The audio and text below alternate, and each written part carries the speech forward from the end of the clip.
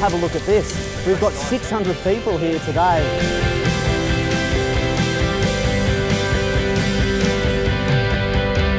So when we talk about priorities over here, I can't reinforce it enough. Market access, market access, market access. We need to take action as an industry right now.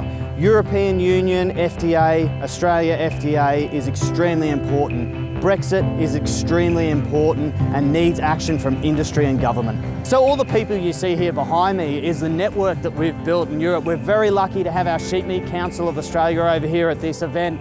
The Australian farmers, every time that they come over, they contact the MLA office. We get involved in our market access work because really most of the engagement isn't at a political level, it's at a producer level, and that's where the true collaboration happens. Sure, we'll enter in negotiations and governments will discuss what access looks like, but at the end of the day, we all want the same thing. We all want the best for our industries.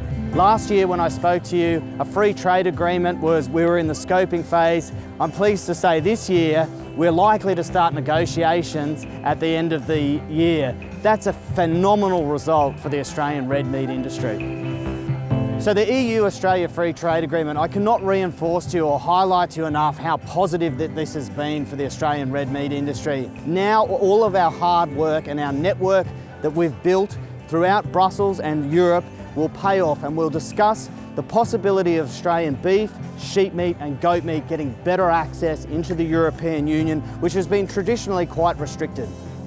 And what that means is that there's 500 million people in the European Union, so more people that can consume our product and our Australian beef.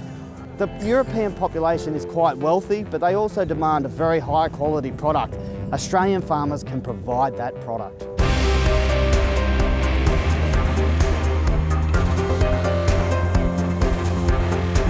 So Brexit is a time of extreme uncertainty here in the European Union.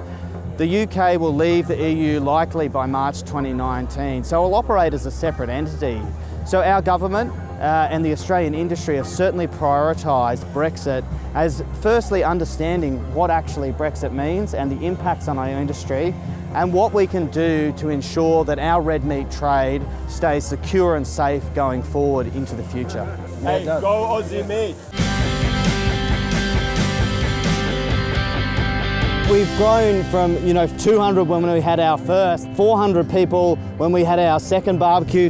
Next year we'll probably have 1,000. So if you ask me if there's demand in the European Union for our product, hey, they certainly show up for it. So I can say yes, definitely positive demand, and we really appreciate these are all friends of Australian red meat industry. We really appreciate their action within the European Union and the UK, and I think it's overall positive to bring them together, get them in front of beef and lamb and thank them for their support over this period of time.